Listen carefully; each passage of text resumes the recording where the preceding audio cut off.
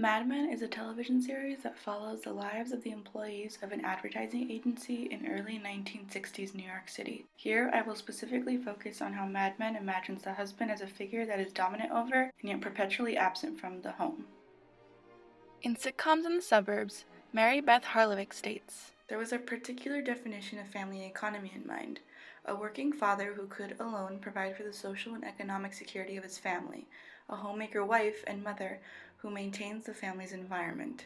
Mad Men's characterization of men heavily engages with these roles, as the show often highlights the powers that men are granted when inhabiting the role of the working husband.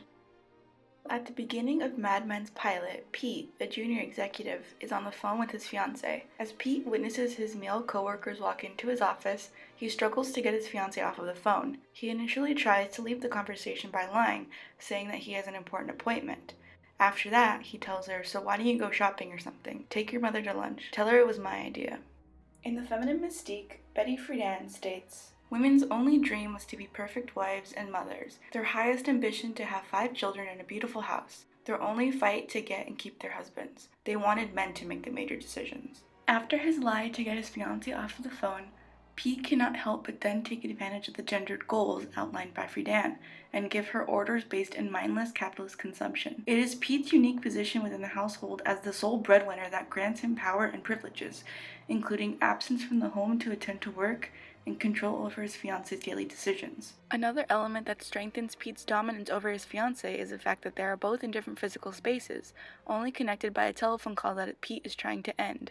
This is highlighted when his fiancée asks if he loves her and he states, "Of course I love you, I'm giving up my life to be with you, aren't I?" The amused and dismissive nature of his tone when he compares the act of marriage to the end of a man's life, followed by the immediate end of the phone call, functions to emotionally manipulate his fiancée. By making her anxiety seem ridiculous and then instantly hanging up on her, he makes it clear that he is in complete control of her and has the ability to disconnect from the home sphere whenever he pleases.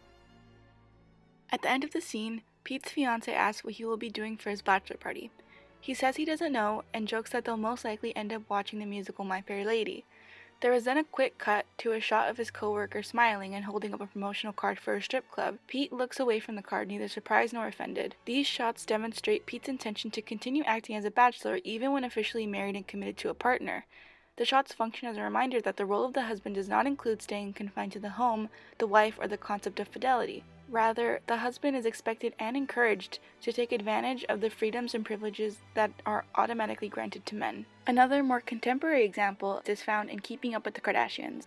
Alex Lapart states, "The episode's cross-cutting between Kim and Scott and Rob emphasizes Kim's work ethic while implicitly critiquing Scott and Rob's freeloading. While Scott and Rob are not men for the 1960s, they are still granted traditional male freedoms, in which they are simultaneously able to enjoy the esteem of their Kardashian brand, engage in leisure, and not follow orders." In this way, both scenes show the extent of male freedom.